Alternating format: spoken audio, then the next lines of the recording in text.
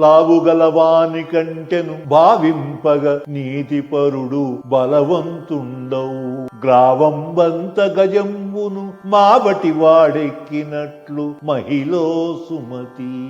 దీని అర్థం ఏంటంటే చాలా అందమైన పద్యం ఇది. శరీరం బాడీ బిల్డింగ్ అంటారు సరే, బాడీ బిల్డింగ్ చేసి అబ్బో 100 కేజీలు ఎత్తాను, 150 కేజీలు ఎత్తాను, నేను చాలా బలంగా ఉంటాను, చాలా అందంగా ఉంటాను అని అనుకునే వాళ్ళు చాలా మంది ఉంటారు. కానీ వాళ్ళకన్నా నీతిపరుడు, తెలివితేటలు గలవాళ్ళు, చదువుకున్న వాళ్ళు బలవంతులు అని చెప్పి కవి చెప్తున్నాడు. ఎలా అంటే పోలిక ఎలా చెప్తున్నాడంటే, పెద్ద ఏనుగు ఉంది, అసలు ఎక్కడం కష్టం, అలాంటి ఏనుగు ఒక మావటి వాడు దాని మీద కూర్చొని అంకుశంతో దాన్ని నొంగ తీసుకుంటాడు. ఎవరు తెలియగల వాళ్ళు ఇక్కడ? మావటి వాడు ఇలా ఉంటాడు, సన్నగా ఉంటాడు, అంత లావు ఏనుగుని కంట్రోల్లో పెట్టుకుంటాడు. అంటే ఎంత నీ శరీర బలం ఎంతనా ఉండొచ్చు కాక బుద్ధి బలం చాలా ఇంపార్టెంట్.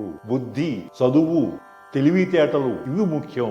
ఆరోగ్యం కూడా ముఖ్యమే, శరీర బలం కూడా ముఖ్యమే. కానీ వీటితోడు ఇవి కూడా ఉండాలి. శరీర బలం ఒక్కటే నీకు సరిపోదు అని చెప్తున్నాడు. శరీర బలం చూసుకొని మిడిసిపడద్దు, నీకు బుద్ధి బలము, తెలివితేటలు, సంఘంలో పేరు ప్రఖ్యాతులు అవి కావాలి, అవి ఇంపార్టెంట్ అని చెప్పి కవి చెప్తున్నాడు.